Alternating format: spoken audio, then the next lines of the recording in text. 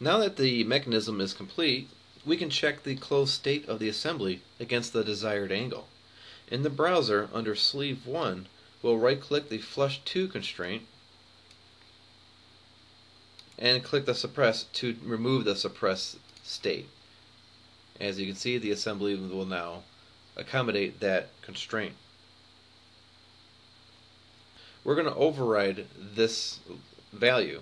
First, I need to select in my browser, or in my graphics area, and then I can select my Flush To constraint again, and then down below I can add in an offset. So I'm going to enter in 81, which will be the new value of that constraint, and that will adjust my constraint, and you can see my sleeve went up. It is now 81 millimeters instead of the 57. Now let's right click the work plane 1 and turn on the visibility. So right now it's suppressed. I want to show it, so I'm going to turn on the visibility of it, and I'm going to measure the angle between my claw and my work plane. So I'm going to right click, and then in my measure area I have a measure angle. Let's select the work plane and then the back surface of the claw with the emboss. This gives you the angle difference between the two.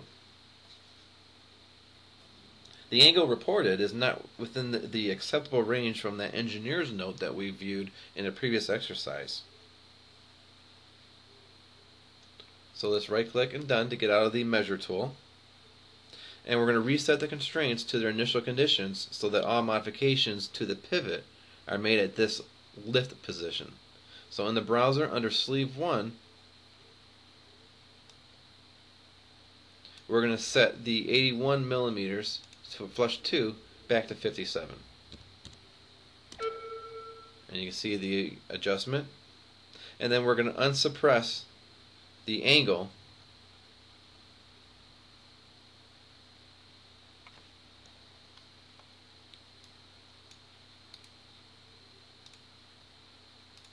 inside the claw. Is now unsuppressed. In the graphics window, let's double click the part, the pivot part, to activate that for modifications. It's isolated from the assembly, and we're also in the part mode, as you can see in our ribbon towards the top. All of our part commands are available to us. We are actually now going to be modifying this pivot part from within inside the assembly. So in the browser, we're going to right click Extrusion 1 and let's edit the sketch. And let's look right at sketch 1 by hitting our look tool and our sketch.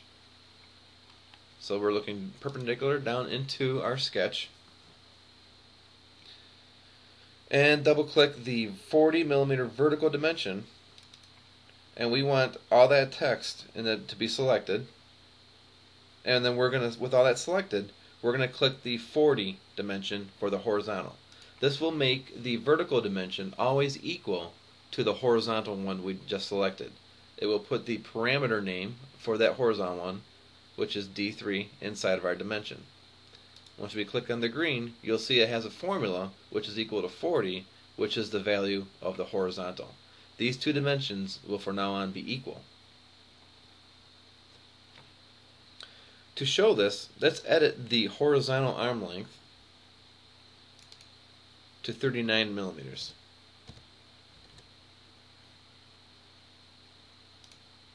As you can see, both dimensions have updated.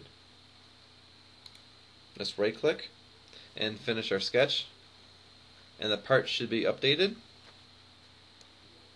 And let's return to our top assembly.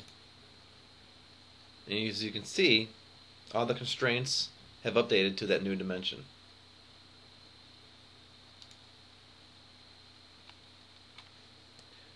To now check the angle in the lift close position, you could suppress the claw angle constraint and then edit the sleeve offset to the close position. Since you may need to repeat this process to arrive at a solution, you can set up a positional representation of the lift in the closed position. To do this, in the browser, under the representations folder,